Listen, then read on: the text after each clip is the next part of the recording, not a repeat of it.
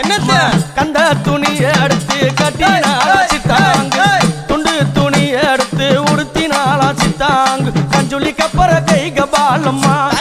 மலையனூர புங்கவனத்தா காட்டு கூச்சல் போட்டா வேடம்மா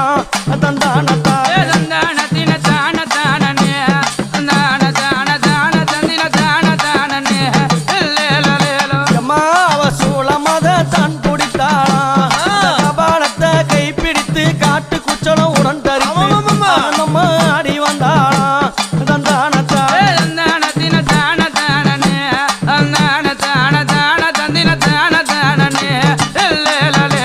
அன்னை கையில் இருக்குதே